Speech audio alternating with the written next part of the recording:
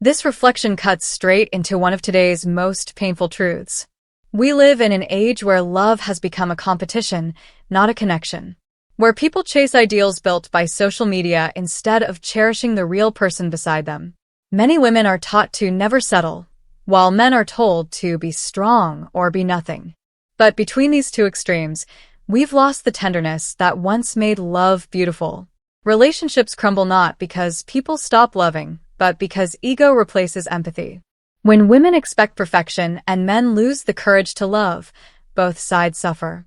Families fall apart, hearts grow cold, and the simple dream of building a warm home fades away. Love was never about who's right or wrong.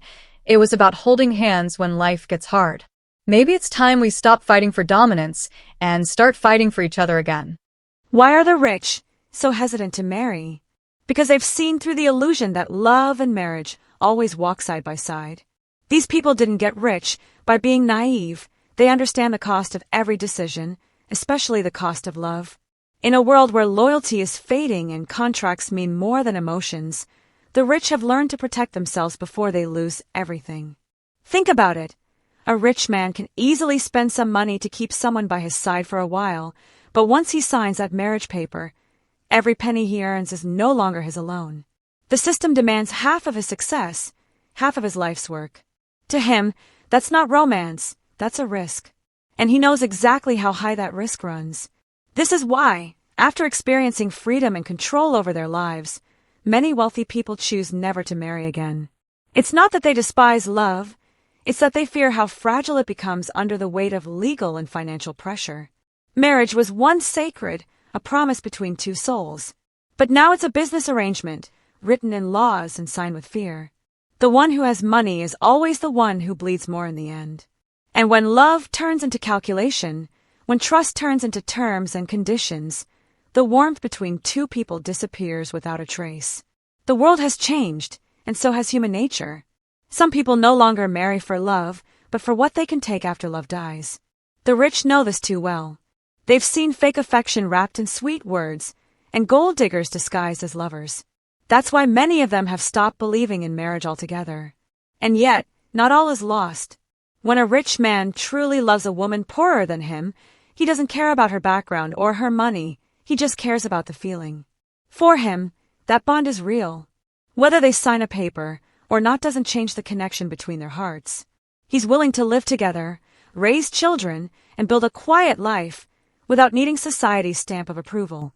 Even Elon Musk proves this new kind of thinking.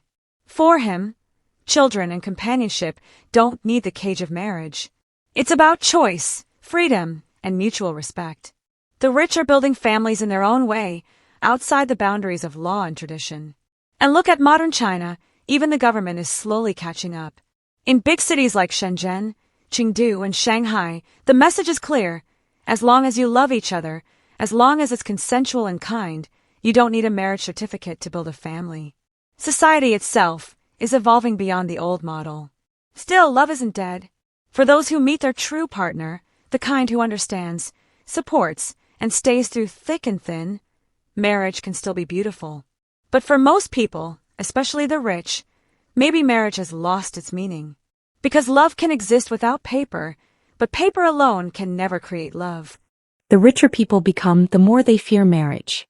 Not because they hate love, but because they've seen what marriage has turned into. Once upon a time, marriage was sacred. 2 hearts, 1 promise. But now it's a financial battlefield, dressed up as romance. The wealthy understand this better than anyone. Before a wedding, there's no poetry, only paperwork. Before vows, there are contracts, because they know that love can vanish but signatures never fade. Without legal boundaries, a simple divorce can strip half of everything they've built. And if tragedy strikes, one wrong move can cost them their entire fortune. In that moment, marriage stops being a bond. It becomes a bet. A gamble with wealth, reputation, and trust all on the line. And when the stakes are this high, human nature is tested to its breaking point. When money enters the heart, purity leaves it. The same institution meant to unite souls now fuels suspicion, calculation, and greed. Marriage has become a game of strategy, not affection.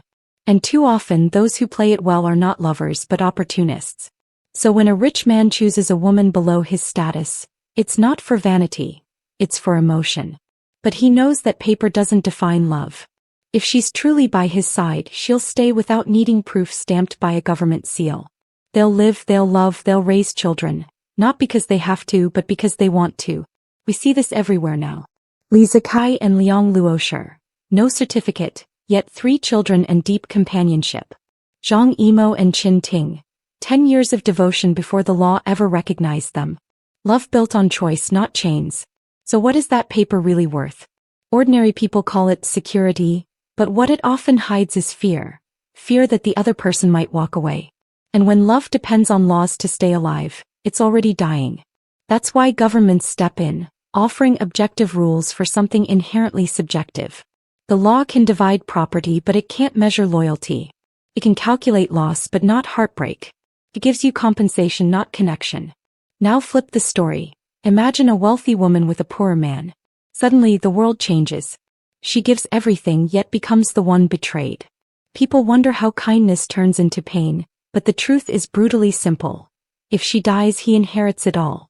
When money mixes with love, morality is no longer clear.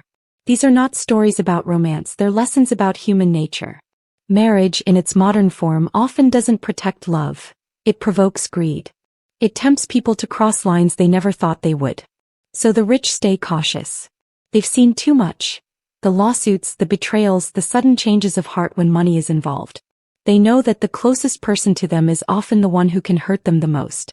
That's the irony of wealth. It can buy comfort but never safety in love. And once you truly understand that, once you've seen how love can be turned into leverage, you stop asking, why don't they marry? Because the real question becomes, why would they?